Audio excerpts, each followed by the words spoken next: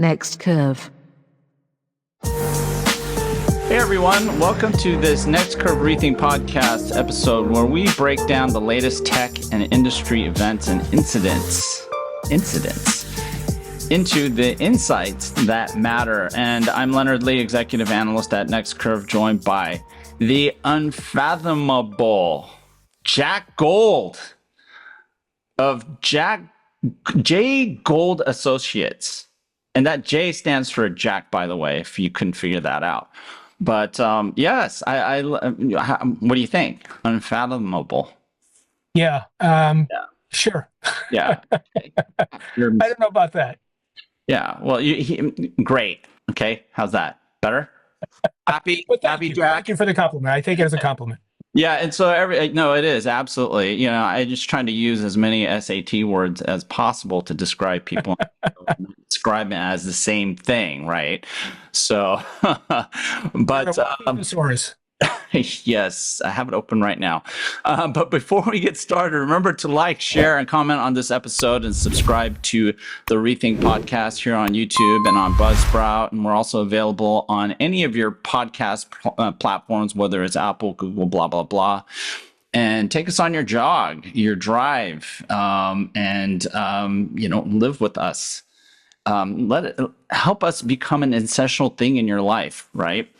So, but anyway, hey, Jack, we haven't had you on a very long time, but I haven't seen you in a long time, actually. How you been? I've been good, Leonard. I mean, you don't call, you don't write. I sit at home alone. It's dark. It's okay. Don't worry about it. I have a life. But I'm all good, thank you. Yeah, it's great having you on, and I wanted to talk to you about one of the big news items of last week, I think, right? Which was AMD announcing their intent to acquire ZT Systems, right? This is really interesting. It's been interpreted in a lot of different ways, even though I think AMD did a pretty good job of just spelling things out in their press release, but. You made a post that provided some pretty cool clarification. And so I just wanted to have you on to talk about this. And oh, by the way, everyone, J.Gold is a legend in the industry as an industry tech analyst. And so he'll share his details and his preferences for how to get contacted later in toward the end of the podcast. So stick around. Make sure you listen to the whole thing, because there's going to be nothing but wisdom dropped in the next 30 minutes or so. So, but Jack, that's what I wanted to talk about. And so I thought maybe let's kick things off and talk about, well, what does this deal mean? Obviously, sure. AMD, one of the leading, fabless chip designer slash chip designer companies in the world, right? And then we have ZT Systems, which may be lesser known to most folks, but maybe right. You can kick us off here. Yeah, so, ZT Systems, frankly, I needed to look them up as well because they're not well known. Mm-hmm. They are basically a systems integrating house that also does hardware. Yeah. They put hardware together, but they work with a lot of the large cloud vendors, hyperscalers, in building out their specific needs for their environment. Mm-hmm. And so in doing that, they are also, of course, building a lot of, and given the current situation, a lot of AI stuff, right? Deploying a lot of AI capability for these hyperscalers. Yeah. And they're a pretty big company. I don't remember the numbers quite off the top of my head anymore, but there's several $billion in sales a year based in New Jersey. So they're not a trivial little, mom and pop place. They're big. Sure. I think they have 2,000, 2,500 employees, something along those lines. What AMD is looking at is saying, okay, so companies like, and this is mostly about AI, but not exclusively about AI, right? Sure. Yeah. And they're looking at companies like Nvidia, who have gone, to the moon and back and stock valuation because of AI, and who have put together a pretty good story about not just selling chips, but also selling software. You could argue whether all of their software is good or not, but nevertheless, they put together a systems approach. Yeah. AMD is looking at this and saying, okay, so we've now got a competitive chipset the MI series. They're about to come out with some new ones that can go after some of the Nvidia H100 stuff. We are building a installed base. Actually, let me back up a little bit, because it's important to remember that AMD is not just an AI company, right? They build competitive chips for the PC. They build very competitive CPU chips for servers. In fact, they've been undercutting Intel's market share for a few years now, after not doing well for many years because of a variety of situations. But so it's important to note that they also have a very big business outside of AI, but they want to expand their AI environment. And one of the things that ZT can bring to them is firsthand knowledge of what customers actually want these systems to do. ZT is designing systems, custom systems. They're in there working with companies like, AWS, Google, Azure, others, Oracle, whoever, IBM. And so they can feed back an awful lot of stuff to AMD to make their chips even better and do it fairly quickly, because it's basically use case, right? It's investing in a company that understands what customers want. The second component is that if they own ZT, this is kind of a touchy situation, but certainly ZT can prioritize AMD chips. By the way, they also make Nvidia systems, of course, and Intel systems and others. But they can prioritize AMD chips with their customer base. That's not to say they're going to just stop making Nvidia systems. They can't do that. Customers will buy what they want to buy. But certainly the influence could be there that, we can give you a better price, or we can give you more expertise, or whatever it happens to be. So AMD gets that as well. The other piece to that, a third piece to that, is that since ZT is not only making AI-based systems, they're certainly doing that, but they're doing other servers as well. This could be, a direct approach for AMD to get more server business at the expense of Intel, basically. And so they get that piece as well. So overall, if you look at what AMD is getting by this, they're getting a systems level approach. ZT is a systems integrator. They're getting better understanding of their customer base in the market. They're getting a new enhanced channel to sell their chips in, to be more competitive with Nvidia in particular, but also even Intel, which doesn't have a great AI story right now. And so this is actually it's an expensive buy for them, but it's actually a pretty good win for them, in my opinion. Interesting. Yeah. And, just to be clear, they are, this is a cash and stock transaction, 4.9 billion, because you mentioned the price and the value of the acquisition. And then, and the deal is targeted to close. Let me see if I can find it here. The first half of 2025. So that's actually pretty quick. Yeah. By the way, Steve, we probably should also note that AMD is looking at this deal as not just all the stuff that I talked about earlier, but excuse me, they're looking at it also as ZTE bringing a pretty good revenue stream and a profitable revenue stream. Right. And then, there is some expressed intention on the part of AMD to look for an investor, as they put it, for the manufacturing, quote unquote, manufacturing side of ZT Systems business, which is more it's more like the ODM kind of part of their business, right? And so, which I think makes sense. So there may be an opportunity for them to recover some of their investment there, while streamlining what they actually officially bring into the AMD fold. I mean, you're bringing up a really interesting point about the likelihood that the combined company is going to continue to deliver on systems that are maybe non-AMD. And you mentioned the Nvidia systems that they'll probably continue to support their customers with, right, in terms of data center and data center build out and systems build out. I think it will be interesting how they thread that needle, though, because it does get a little weird.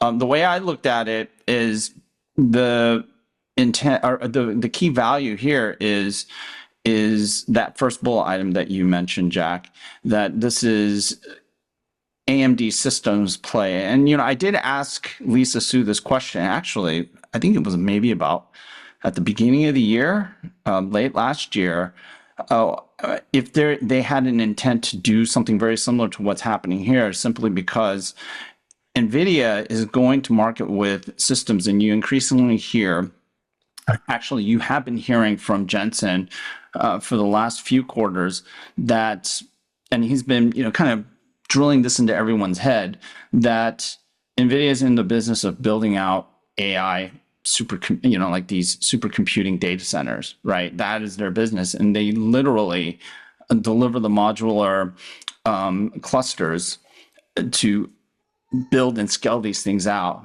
into these huge footprints, right? And huge scale. And that is something that neither Intel or AMD have for the generative AI supercomputing game, and I think it's important for everyone to understand that doesn't mean that Intel and AMD don't have a play in supercomputing. It's just this particular variety where the workload is so massive and it continues to get bigger and bigger. The architecture is different, right? And it may actually influence supercomputing and HPC at large, either now and into the future. But we're talking about systems and data centers that are catering to a pretty special type of extremely massive workload.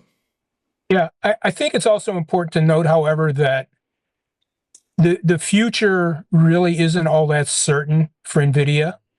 And what I mean by that is that the AI frenzy of today, go by tens of thousands of H100s at $30K a pop. Yeah. By the way, also about a kilowatt of energy per pop by the time you get memory and network and all that kind of stuff in place. Yeah. Just as an aside, we did a study a while ago, and we looked at Elon Musk built a new AI super center in Memphis. Yeah. And we looked at the power that requires. It's the equivalent of over 50,000 homes. Yeah. And so it begs the question, and that's just the energy part of it. Right. I'm glad you brought that up, because people just talk simply about the GPUs and the data center build out, right? That capital investment. But what about the OpEx? And that's something that a lot of people, really, you don't hear about it on the calls. We looked at it, it's over $5 million a month in just electricity costs. Another point I wanted to make is, yeah. So the overall power requirement, we looked at that as well, and just from an electricity cost perspective, it's probably going to be $3 to $5 million a month. That doesn't include people and all the rest. So it's a major issue. But the point I also wanted to make, which I think is important, is that if we look out 3 years, are people still going to be buying hundreds of thousands of not H100s, but B100s or C100s or D100s or whatever's next, Rubens, when workloads start shifting much more to inference workloads on smaller, edge-based systems, as opposed to all in these big data centers. And so one of the things that I think AMD is being really smart about, and has an advantage over NVIDIA right now, is that they have a full breadth of systems. They can go for the high-end MI stuff, to their EPYC server chips, to their Ryzen PC chips. Intel isn't quite there yet because they don't have really anything at the high end to go after these guys. But NVIDIA really doesn't have a play towards the lower end. They're trying to get there, and we'll see if they can actually make that transition successful, because, again, 2-3 years out, when these workloads shift, this is the old... Remember, you're old enough to remember the mainframe versus mini versus PC battles. Yeah. I think the same thing's going to happen in AI, and it'll be very interesting to see how and when. Yeah, no doubt. And well, the NVIDIA does have things that go out across the edge. It's just a matter of the actual market share and mind share that they have, which I think tends to be a lot smaller than what folks might think. I mean, like they have Jetson, and they have the whole robotics portfolio that they've announced, and auto. They're doing auto. Yeah, but auto, a lot of semiconductor companies are struggling with that. Whether it's Mobileye or I think the only standout at the moment is Qualcomm. But everyone else, I mean, Nvidia included, is not having a good time in automotive or robotics. Or these are so nascent, and I think. Yes, AI will make their way out there. I don't know if AMD necessarily has a leg up on Intel. I think that's where Intel actually has a forte. But then that's something that you and I can probably debate at some other point. But I think so let's talk about this. I mean, what does it now mean for Intel and others? Because you mentioned Intel, you mentioned that this play is going to go after, is going to have implications on AMD's ability to take market share from Intel. But maybe you can elaborate a bit on that. I mean, I think I get it, but then there's also the concerns about the competition with some of their own partners and customers, right? So whether it's the ODMs or the OEMs who they support and sell through to the hyperscalers, right? So I think things get a little bit messy here, and for that reason, and I'd love to get your reaction to this. I think that the benefit outside of the generative AI supercomputing proposition is ancillary. But I'd love your reaction to that. Yeah, I think it certainly is today, and you're right. There's a fine line between competing with or helping your OEMs, ODMs. Yeah. So they're going to have to be very careful about how they traverse that border, that gray area. I think if they keep it on the SI side of software mostly, with little emphasis on hardware, they're better off. But then are you competing with the Andersons of the world? That are trying to install systems. So it becomes a really potentially a tough road to walk down without, there's a lot of potholes, I guess is the way I would put it, the potential. As far as the potential for affecting Intel, of course, is also a pretty major software provider in its own right. They've got, I don't know what the number is. It's going to be less now with the layoffs coming, but they've got something. I think they've got over 20,000 software engineers in the company. It's a lot. Yeah. And so they're doing things like One API and OpenVINO and a variety of other AI kinds of tools that are very important to their future. What I was actually referring to from the AMD approach was the competition in the x86 space. The GPU space, AMD is orders of magnitude better than Intel right now from a GPU perspective. They have their ARC graphics, but it's not at the same scale. But if they can push back on some of the system stuff that makes x86 CPUs, and let's face it, every time you deploy a GPU, you've also got to deploy CPUs, because that's what turns them on, that's what runs them. So anything they can do to push on that space and make that preferential for AMD is probably a chipset they're taking away from Intel. Yeah. I think that might be the case for infrastructure that's being built to support the hyperscalers internally. I think when you start to get out toward the infrastructure that supports their, let's say, cloud customers, that's where things might get a little bit dicey. It even gets more complicated. Because those guys are building their own chips. Sure. Yeah, and that too, Right. which So, complicates things even more, right? Because there's going to be the hyperscalers' proprietary, chips, as well as hardware stacks, infrastructure stacks that will probably need to be supported. How that works out, I guess these are the big question marks as we start to look at how AMD integrates ZT Systems and how some of the spinouts actually, or the divestitures actually work out, So yeah. now the more I talk about this with you, it actually brings up more questions,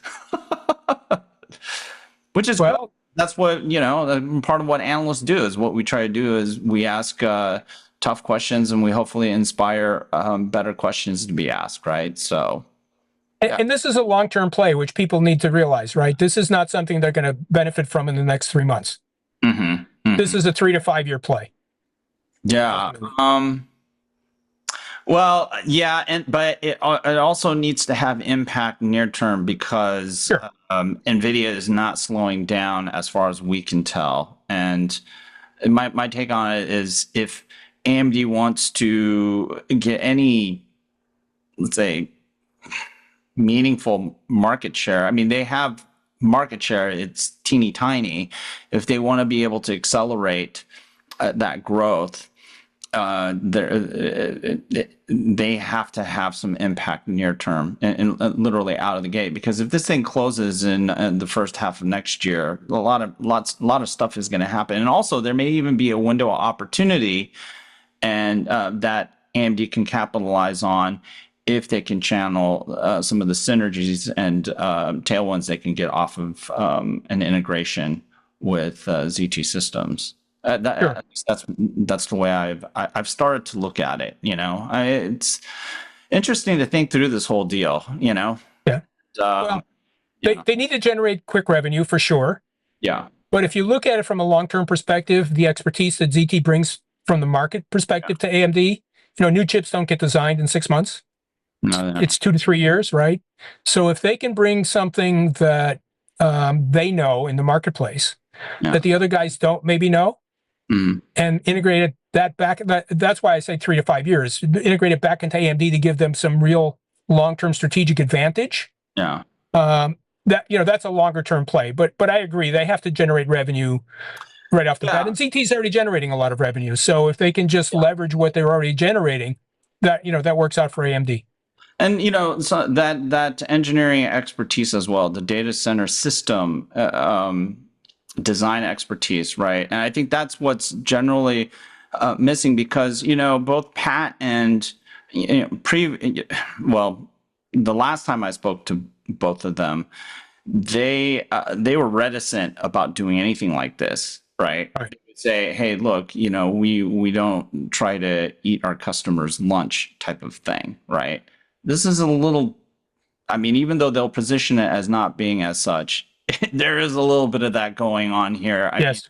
There's going to be some fine maneuvering that has to be done here, because this is something that I actually didn't expect AMD to do, although that's not to say it wouldn't be essential to compete against a Nvidia, the prevailing Nvidia play, right?